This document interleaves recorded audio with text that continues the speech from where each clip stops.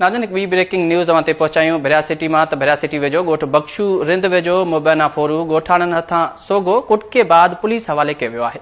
Breaking news अवां ते पहुचायूं पिया भरिया सिटी मां। भरिया सिटी वेझो ॻोठ बख्शू रिंद वेझो मुबैना फोरू ॻोठाणनि हथां सोगो कुटके बाद पुलिस हवाले कयो वियो आहे। पुलिस जो चवणु आहे त सोगो थियल नौजवाननि खां पुछा गाछा कई पई वञे।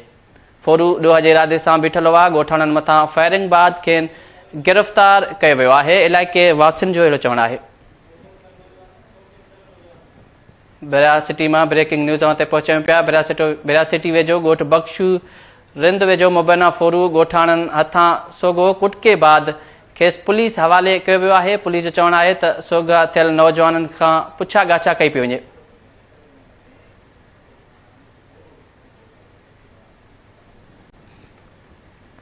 भरिया सिटी मां ब्रेकिंग न्यूज़ ते पहुचायूं। भरिया सिटी वेझो ॻोठ बख्शू रिंद में ॻोठाणनि फोरू खे सोगो करे कुटके बाद पुलिस हवाले करे छॾियो आहे।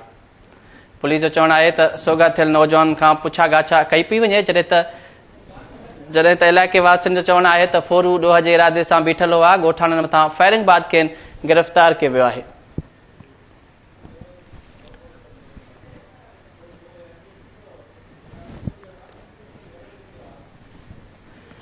भरिया सिटी में ब्रेकिंग न्यूज़ ते पहुचायूं पिया। भरिया सिटी वेझो ॻोठ बख्शू रिंद में ॻोठाणनि मुबैना फोरू खे सोगो करे कुटके बाद पुलिस हवाले करे छॾियो आहे। पुलिस जो चवणु आहे त सोगो थियल फोरू खां पुछा गाछा कई पई वञे, जॾहिं त इलाइक़े वासियुनि जो चवणु आहे त फोरू ॾोह जे इरादे सां बीठल हुआ। ॻोठाणनि मथां फायरिंग बाद खेनि गिरफ़्तार कयो वियो आहे।